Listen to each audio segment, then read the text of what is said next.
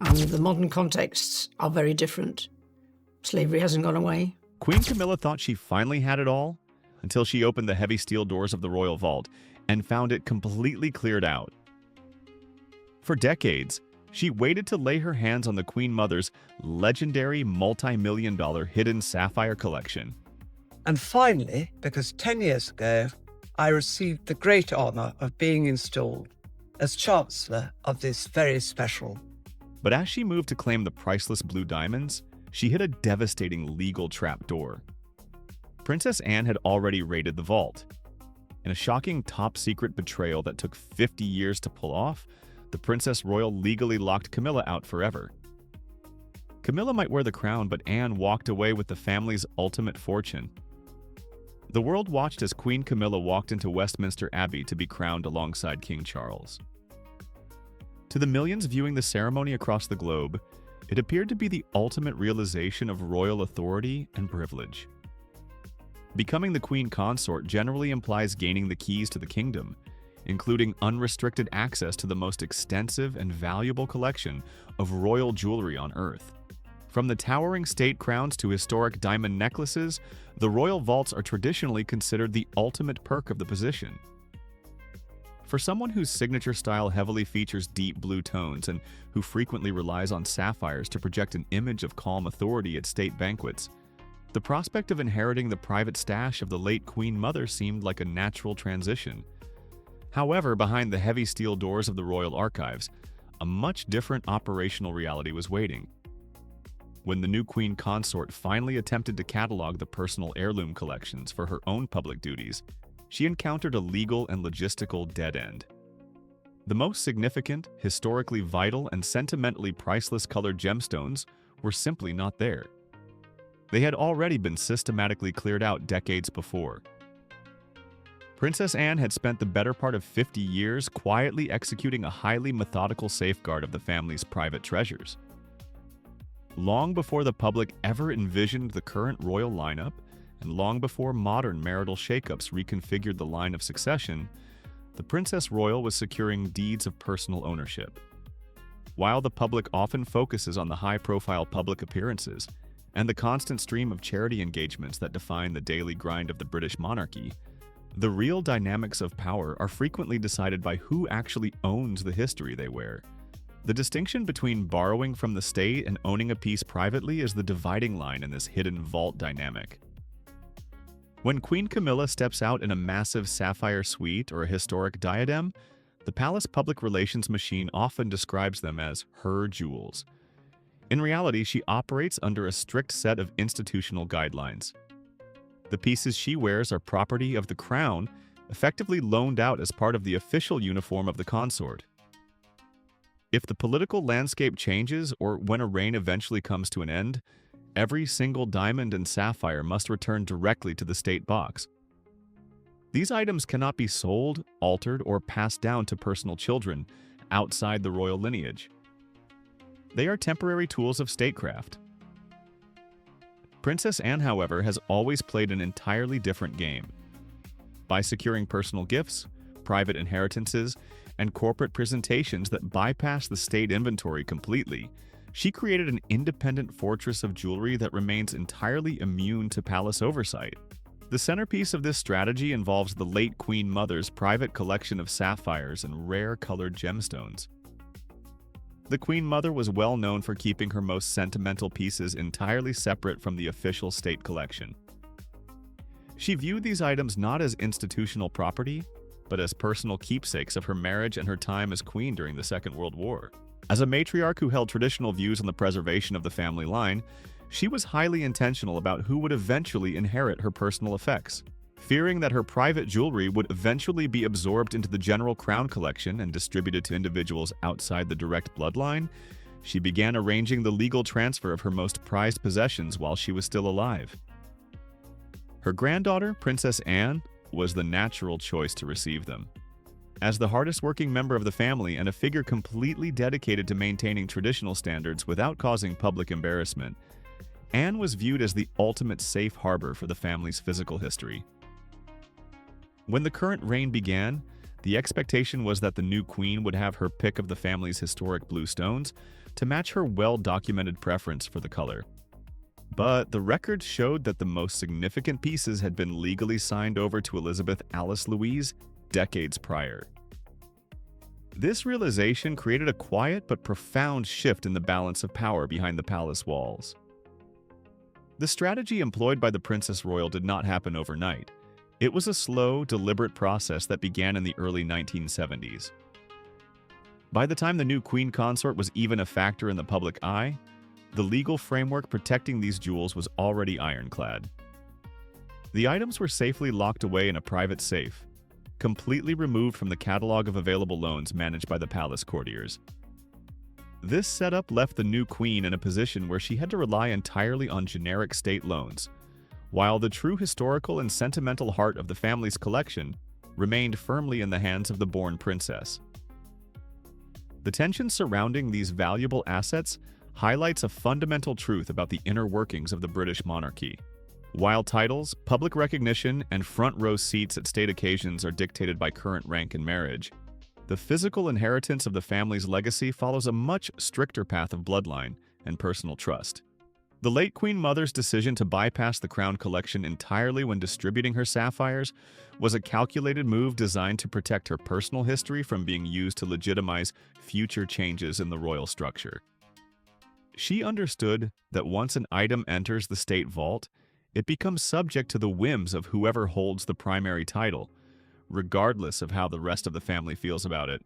By placing these treasures directly into Princess Anne's custody, the old matriarch ensured that the symbols of her era would remain exclusively with the descendants she trusted most.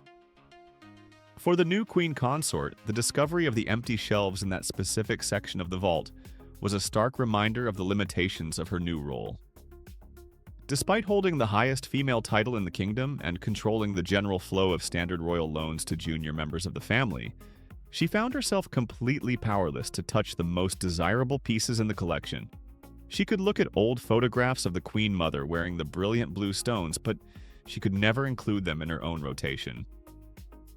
Any attempt to request the use of these items would have to go through Princess Anne herself, a prospect that palace insiders suggest was met with a firm and uncompromising boundary. The Princess Royal had no intention of releasing her personal property for state use, establishing a clear line between the official business of the monarchy and the private heritage of the Windsor family. This operational standoff demonstrates how jewelry is used as the ultimate silent language within the royal household. It is not merely about wealth or personal adornment. It is about establishing hierarchy, history, and independence. While the press focuses on the dazzling visual display at state dinners, the family members themselves are acutely aware of the legal status of every piece on display. A queen wearing rented state property occupies a very different psychological position than a princess wearing items that belong to her outright by deed and title.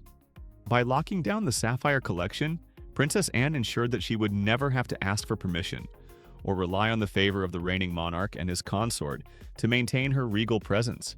She stands as a self-contained institution within the palace, holding the keys to a private armory that the official crown channels can neither influence nor access. As the new court continues to navigate its public image, the absence of these historic sapphires from the Queen Consort's wardrobe remains a quiet talking point among historians and jewelry experts. It serves as a visible marker of a hidden victory that took half a century to complete. The public sees the grand processions and the official titles, but the true ownership of the family's most prized historical artifacts remains divided along lines of personal trust and blood descent. Princess Anne's quiet, decade-long accumulation of these key pieces effectively blocked the new regime from fully absorbing the prestige of the past, leaving the Queen Consort to project authority using the standard, institutional tools provided by the state, while the authentic personal heritage of the family remains safely locked behind a different set of doors. The deeper history of these specific colored gemstones reveals a tangled web of family loyalty, personal preferences, and strategic planning that long predates the current configuration of the British monarchy. To understand why these sapphires carry such significant weight within the royal household, one must look closely at the relationship between the late Queen Mother and her family members. The Queen Mother was an institutional force who spent decades shaping the public perception of the royal family. Following the abdication crisis of the late 1930s, she made it her personal mission to stabilize the throne and project an image of traditional, unbreakable family values. For her, the jewelry she wore was not merely decoration. It was a physical extension of that stability and a visual representation of her long marriage to King George VI. Among her private treasures was a highly coveted selection of deep blue sapphires, a collection that included rare Art Deco suites, historic geometric brooches, and custom-designed pieces that she accumulated throughout her decades as Queen Consort and later as the Queen Dowager. Many of these items were personal gifts from her husband, marks of milestone anniversaries, or private purchases that never entered the official registry of the state. Because they were her private property, she maintained absolute legal control over their ultimate destiny, a fact that she would later use to execute a highly deliberate inheritance strategy. As the decades progressed, the internal dynamics of the family began to shift. The 90s brought a wave of public scrutiny and marital breakdowns within the younger generation of royals, events that deeply troubled the aging matriarch. She watched as the carefully constructed reputation of the monarchy faced unprecedented challenges, and she developed strong, unyielding opinions about the individuals involved in these controversies. Palace insiders frequently noted that she held highly traditional views regarding the sanctity of the main royal lineage, and harbored a distinct coldness toward anyone she felt had contributed to the destabilization of her family's public standing. She was particularly protective of her grandson, the future King Charles, but she was equally determined that the personal symbols of her own historic tenure should never be used to validate relationships she did not personally approve of. The Queen Mother was acutely aware of how the royal jewelry pipeline operated. She knew that standard protocol dictated that when a monarch ascends the throne, their spouse typically inherits the use of the personal and state collections associated with the previous queens. She realized that if she left her favorite sapphires and personal heirlooms directly to the crown collection, they would automatically fall under the control of the future sovereign. This meant that the pieces she had worn during the most defining moments of her life would eventually be handed over to the new Queen Consort, a woman whose entry into the family had been the source of immense internal and external conflict. To the old matriarch, the idea of her personal tokens of affection being used to deck out a second wife was an unacceptable outcome. She viewed it as a potential dilution of the family's traditional heritage and a misdirection of the personal legacy she had worked so hard to build. Rather than allowing her private collection to be absorbed by the state or passed down through the standard line of succession where it could be accessed by future consorts, the Queen Mother decided to take proactive legal measures while she was still alive. She chose to bypass the crown entirely for her most significant personal items. The logical recipient for these treasures was her granddaughter, Princess Anne. The relationship between the Queen Mother and the Princess Royal had always been anchored by a mutual respect for duty, hard work, and discretion. Anne was widely regarded as the member of the family who most closely mirrored the old matriarch's stoic, no-nonsense approach to royal life. She did not court public drama, she maintained an incredibly demanding schedule of official engagements, and she treated the family's history with the utmost reverence. The strategy began to materialize in a tangible way during the early 1970s. On the occasion of Princess Anne's first marriage in 1973, the Queen Mother used the milestone as an opportunity to permanently transfer ownership of several key personal jewelry pieces directly to her granddaughter. By signing these items over legally as personal gifts rather than standard family loans, they were officially and permanently removed from the state inventory. The paperwork was executed with precise legal language, ensuring that the deeds of ownership were registered explicitly in the private name of the Princess Royal. This meant that no future monarch, court committee, or changing palace administration could ever demand their return, or dictate how and when they could be used. They became the private property of an independent individual, entirely separate from the institutional property of the House of Windsor. Among the items secured through this method were some of the most spectacular blue stones in the family's private possession. While the public often assumes that the most impressive jewelry is always the property of the reigning monarch, The reality of private inheritance means that individual family members can hold items of vastly superior historical and aesthetic value. The sapphires that passed to Princess Anne were notable not just for their carat weight or the clarity of the stones, but for their specific cultural pedigree. Some had roots connecting the British family to the grand imperial courts of Europe, while others were custom creations by the finest 20th century jewelers, designed to capture light perfectly during major evening events. For the Princess Royal, receiving these items was not just an inheritance of material wealth. It was a profound gesture of trust from the family's ultimate matriarch. It gave her a private reserve of historic pieces that she could use to maintain her own distinct royal identity. Unlike other royal women who had to coordinate their outfits with the palace wardrobe department and request specific pieces weeks in advance for state occasions, Anne was able to operate with complete autonomy. She possessed items that could easily rival anything in the official state collection, yet she owed their usage to no one but her own grandmother. This arrangement created an ironclad legal barrier that would cause significant logistical frustration decades down the line. When the transition of the crown finally occurred and the new queen consort began looking for appropriate historical pieces to form the foundation of her public wardrobe, the absence of the Queen Mother's private sapphire collection became an undeniable reality. The palace staff responsible for cataloging the available resources found themselves restricted to the standard state-owned items. The unique, deeply sentimental bluestones that would have perfectly complemented the new queen's signature aesthetic were completely out of reach, safely locked away in Princess Anne's private safe. The historical context of this division is essential for understanding the current dynamics on display during major royal gatherings. The public sees a unified front on the balcony of Buckingham Palace, with each member of the family dressed in their finest attire.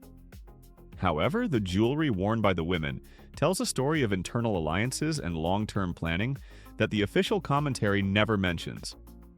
When Princess Anne appears at a state dinner wearing a historic sapphire brooch or an intricate necklace passed down from her grandmother, she is displaying a piece of history that she owns outright. It serves as a subtle but powerful reminder of her direct bloodline and the unique trust placed in her by the previous generation. Meanwhile, the queen consort is left to navigate her public duties using the institutional property provided by the state. While these state pieces are undoubtedly magnificent, they lack the deeply personal, intimate connection of a direct family inheritance.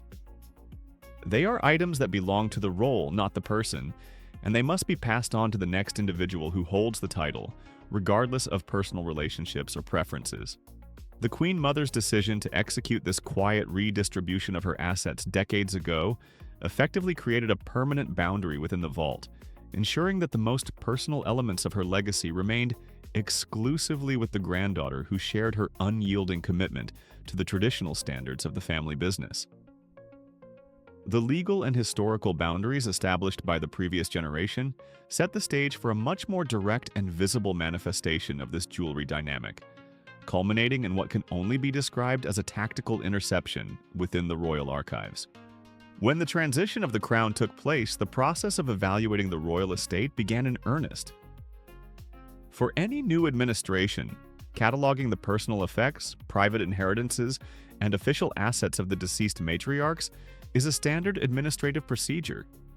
It falls on the palace courtiers, wardrobe managers, and the reigning monarch to determine which items will remain in storage, which will be designated for public exhibitions, and which will be brought into active rotation for the new queen consort. Given the well-documented styling strategy developed for the new queen, which heavily favored prominent colored gemstones to project an image of traditional permanence, the search for the late Queen Mother's private sapphire holdings was given significant priority.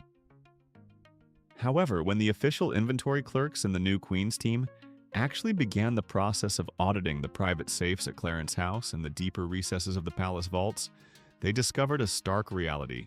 The physical assets did not match the historical records of what the Queen Mother had worn during her lifetime.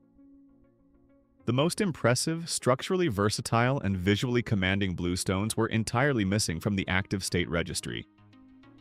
They were not available for temporary loan, nor were they subject to the standard distribution protocols managed by the Lord Chamberlain's office.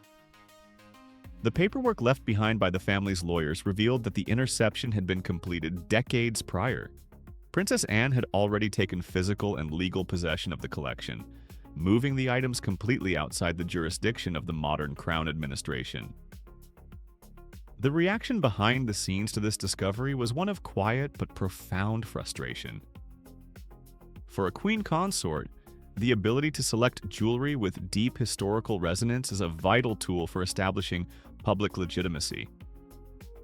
Being able to wear a piece explicitly associated with the beloved Queen Mother would have provided a powerful visual link to a past era of high popularity and stability. Discovering that these specific items were permanently locked away in the private collection of the Princess Royal meant that the new queen's public wardrobe would be missing its most potent symbolic assets. The situation was made even more complex by the absolute nature of Princess Anne's ownership. Because the items were held by private deed rather than a conditional royal loan, there was no institutional mechanism available to force their return or to demand that they be shared for official state functions. To understand the full impact of this tactical maneuver, one must look at how Princess Anne chose to manage her inherited collection once her ownership became absolute. In the world of high-value jewelry, the way a piece is displayed communicates as much as the value of the stones themselves. Standard royal protocol dictates that historic jewelry, especially items of museum-grade quality crafted by legendary design houses, must be preserved in their original configurations. Any modification to a crown asset requires extensive consultations with historical committees, conservation experts, and the reigning sovereign. The individuals who borrow these pieces are strictly forbidden from altering a single setting, changing the drop of a necklace, or modifying the frame of a diadem. They are, as previously noted, temporary caretakers of an inflexible institutional uniform. Princess Anne, operating entirely outside these restrictions, decided to demonstrate the reality of her absolute ownership in a highly visible and permanent manner. Rather than leaving the inherited pieces in their traditional, somewhat cumbersome 20th century formats, she undertook a series of bold structural modifications. She took historic, multi-layered sapphire and diamond configurations and had them systematically dismantled by trusted independent jewelers. A prominent example of this approach involved the deconstruction of large, complex jewelry suites into smaller, highly versatile individual pieces. Massive clusters of deep blue sapphires, originally designed to be worn exclusively as formal necklaces or heavy brooches during grand evening galas, were separated and redesigned. The most telling aspect of this process was the transformation of these grand historical items into practical, everyday accessories. Anne had the central components of these massive sapphire clusters converted into standalone brooches and pins that could be easily attached to her sharp, tailored daytime coats. By doing this, she completely altered the functional nature of the jewelry. What had once been the exclusive attire of a queen at a state banquet became an accessory worn by the Princess Royal while attending a standard charity opening or an agricultural show in the British countryside. This casual deployment of historically significant gemstones served as a powerful declaration of autonomy. It signaled to the rest of the household that she did not view these items as fragile state treasures to be preserved for rare moments of palace pageantry, but as her personal belongings to be used exactly how and when she saw fit. The structural alteration of these pieces sent a clear and uncompromising message throughout the palace hierarchy. In the language of royal symbolism, taking a jeweler's saw to a historic family heirloom is the ultimate demonstration of dominance. It is an action that can only be performed by someone who possesses absolute, unassailable legal rights over the physical object. The new queen consort, despite her elevated rank and her position at the center of the official court, could not alter so much as a single prong on the state crown she wore without triggering an institutional crisis. Yet, the Princess Royal could walk into an independent workshop, order the physical amputation of a historic sapphire cluster, and wear the modified result to a routine public engagement the following afternoon. The contrast between the rigid limitations of the Queen's rented wardrobe and the total freedom of the princess's private collection could not have been more pronounced. This dynamic became even more apparent when the new queen consort attempted to expand her wardrobe options for international state visits and high-profile diplomatic receptions.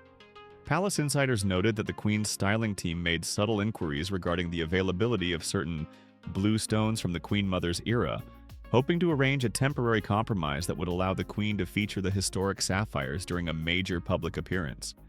The response from the Princess Royal's office was immediate, polite, and entirely unyielding.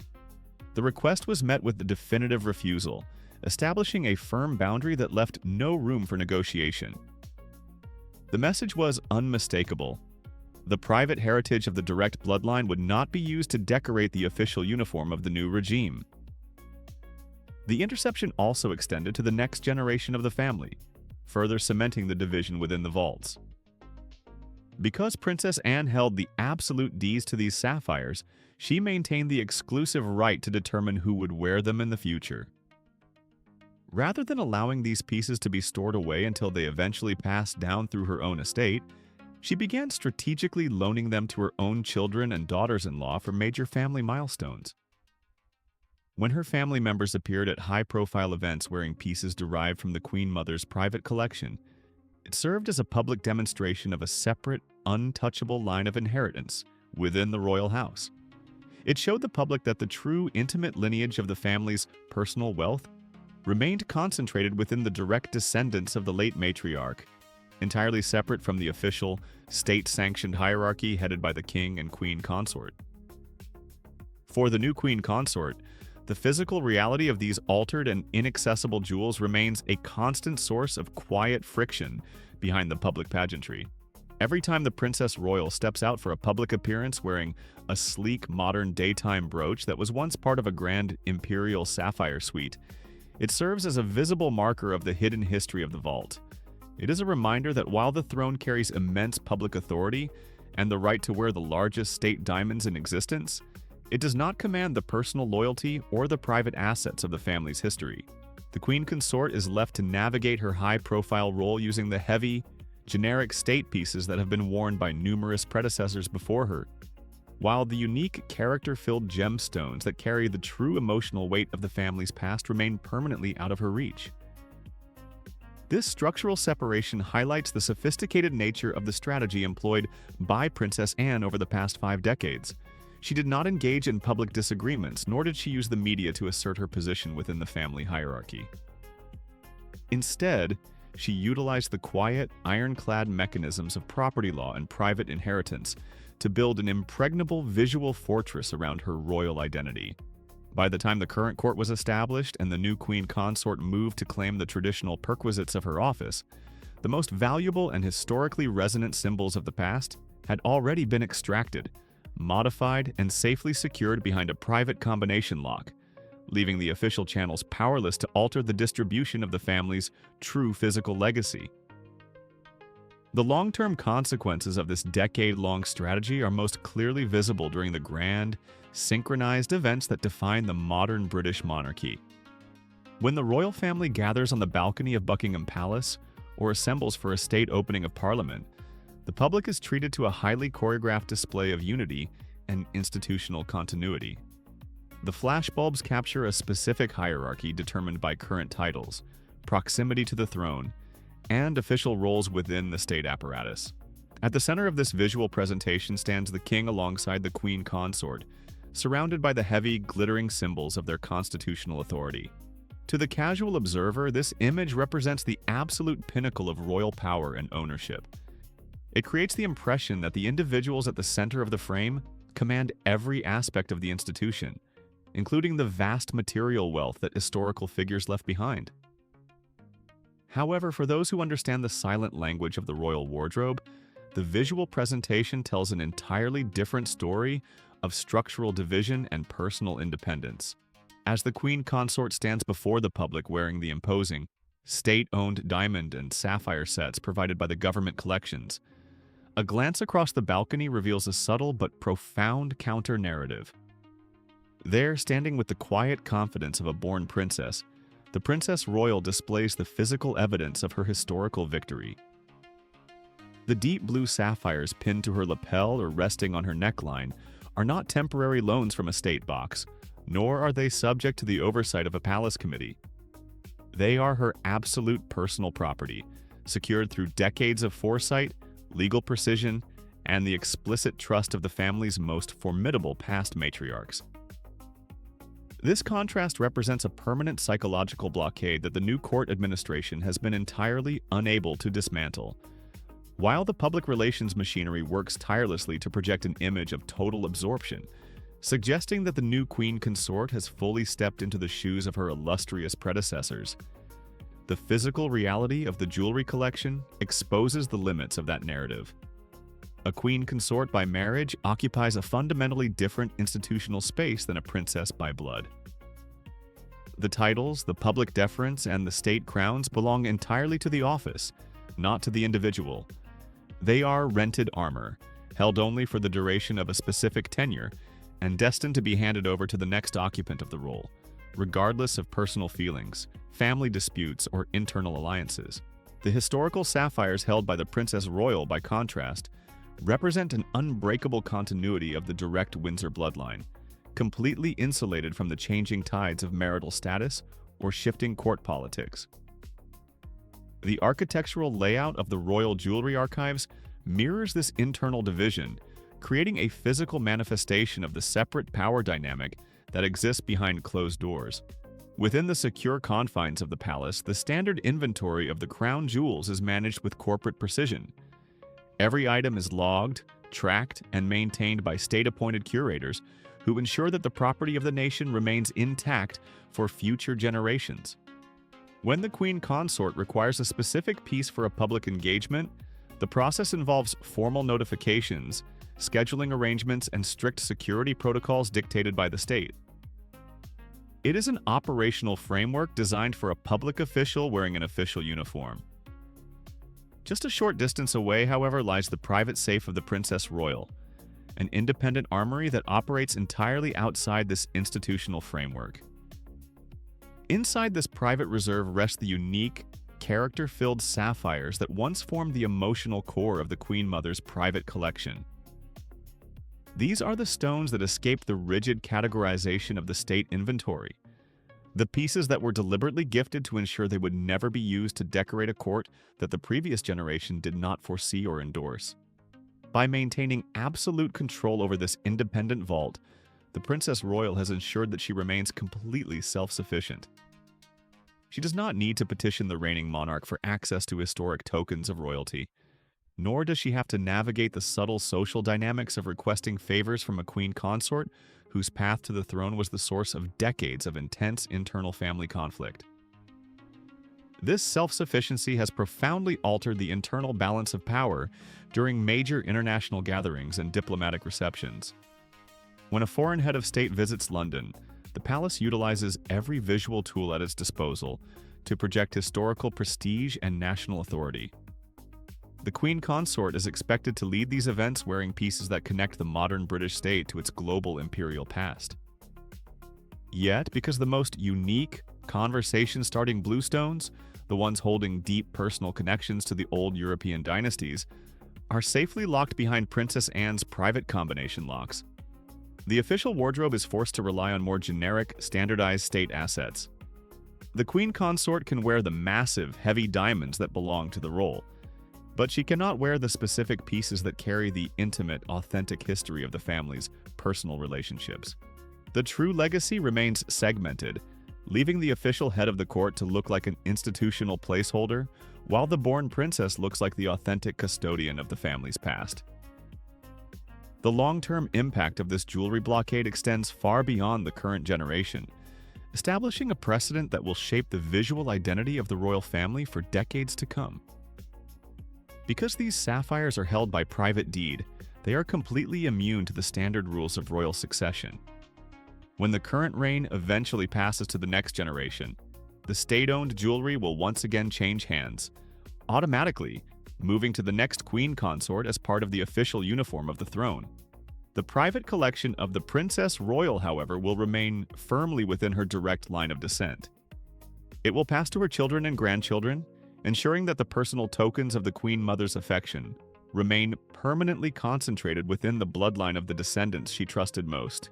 This means that future generations of the main line will look back at old family photographs and see that the most meaningful, historically resonant, personal artifacts were permanently diverted away from the crown collection, remaining as a lasting monument to a silent war fought and won in the archives decades prior. For the modern observer interested in the structural realities of the British monarchy, this ongoing standoff serves as a masterclass in the use of physical assets to establish permanent boundaries within a highly rigid hierarchy. It demonstrates that true authority within a royal house is not merely a matter of current titles or public placement on a balcony. It is determined by long-term strategy, institutional discipline, and the ability to secure the physical symbols of history before the political landscape shifts. The Princess Royal did not need to participate in public debates, nor did she need to use the media to defend her position within the family during times of immense public scrutiny. She understood that in the long run, the individual who holds the deeds to history wins the argument. By quietly and methodically executing this legal safeguard over 50 years ago, she created an impenetrable fortress around her royal identity, leaving the modern regime to operate within the strict confines of its official boundaries, while she remains the undisputed guardian of the family's private heritage. As the current court continues to establish its public legacy, the presence of these modified daytime brooches and exclusive evening necklaces on the Princess Royal remains a quiet, enduring symbol of autonomy. It is a visual reminder that while the throne can grant immense public status and the right to wear the nation's largest diamonds, it cannot control the private loyalty or the physical assets of the past. The Queen Consort continues to fulfill her high-profile duties with dedication, wearing the grand institutional pieces assigned to her office by the state. Yet, every time she looks across the room at the Princess Royal, she is confronted with the reality of an empty shelf in the private vault, a reminder that the most precious, sentimentally vital blue stones in the family's history are completely out of her reach, safely protected by a born princess who mastered the silent language of the royal vault long before the current court ever came into existence.